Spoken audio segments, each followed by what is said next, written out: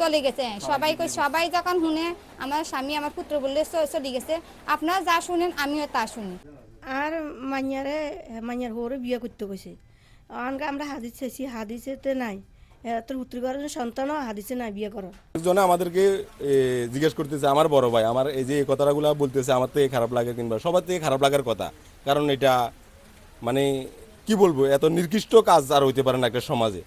কিন্তু যদি সেই অপরাধটা করিয়ে থাকে, সেখানে সমাজ বলক আইনানিকভাবে যে যেভাবে যদি যার যে শাস্তি হওয়া, আমরা এটাতে কোনো না মানে মাথা ইয়ে দেবো না। তার যে ছেলে মারা গেছে ওই ছেলের বউ তার সে নিয়ে গেছে।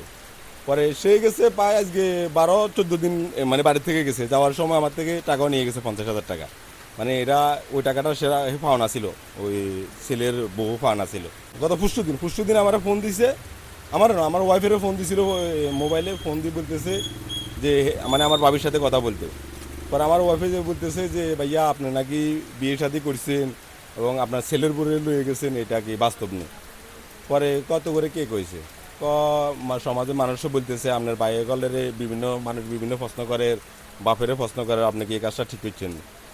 পরে না বিয়ে শাদী করি নো, তবে আমি হেরে মানে হিজে রাবিয়া, মেয়ের নাম হলো রাবিয়া। রাবিয়া আমার ফোন দিছে, আপনি আমারে নিয়ে যান এখান থেকে, আর না হইলে মানে আমাদের একটা নাতি আছে, ওরে আমি গাড়ির তলে দিয়ে দেবো। প্রথমত হল শ্বশুরে বলে চলে গেছে এই সমাজে যে ঘটনাটা ঘটছে এই সমাজের কলঙ্কিত, এবং ধরেন না এই 5 নম্বর ওয়ার্ডের কলঙ্কিত, এবং ধরেন না এই সারা বিশ্বের এটা একটা রেকর্ড।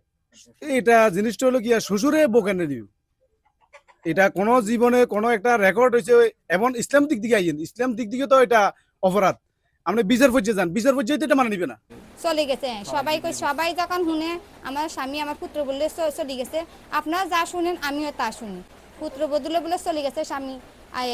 কদিন যেদিন গেছে বাড়ির থেকে সেদিন চলে গেছে। আপনারা শুনছেন আমিও শুনি, আমিও 10 কর আমি কানে শুনি। এখানে